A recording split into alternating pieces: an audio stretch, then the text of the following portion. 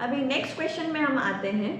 हमारे पास ऐसे भी कई पेशेंट आते हैं जिनको जॉइंट पेन्स तो होता है पर उनकी सब रिपोर्ट्स नॉर्मल आ रही होती हैं। एक तरफ हमने पिछले क्वेश्चन में देखा कि रिपोर्ट पॉजिटिव है पर जॉइंट पेन्स नहीं है, और दूसरे ऐसे भी पेशेंट्स होते हैं जिनको एक्चुअल में गठिया है पर रिपोर्ट नेगेटिव आ रही है। तो ये हाईली पॉसिबल होता है। कई ऐसे पेशेंट्स होते हैं जिनमें आप सब रिपोर्ट्स भी करवा लें तो भी कहीं भी गठिया का कोई प्रूफ करने वाला कोई टेस्ट पॉजिटिव नहीं दिखता है।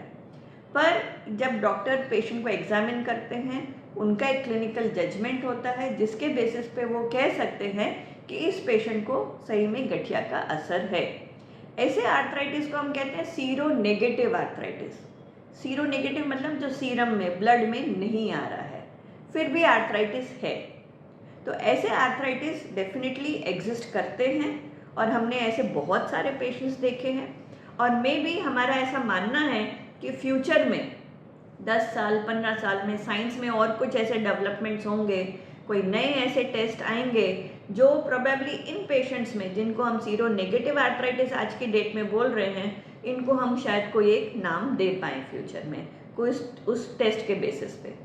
पर फिलहाल जो क्लिनिकल जजमेंट होता है डॉक्टर का कि भाई ये आर्थराइटिस है तो है, उसके हिसाब से वो दवाई देंगे और तभी पेशेंट इम्प्रूव होगा। तो इस बात पे पेशेंट भी कई बार अड़ जाते हैं, रिपोर्ट तो सब नॉर्मल आ रही है फिर भी क्यों आर्थराइटिस कह रहे हैं। तो इस बात पे कुछ चीज़ें आपको डॉक्टर पे छोड़ देनी चाहिए और उनके जजमेंट कभी गलत नहीं होगा, और जो प्रॉपरली इसकी हमको ट्रेनिंग मिली हुई है तो हम प्रॉपर उसका इलाज कर पाएंगे।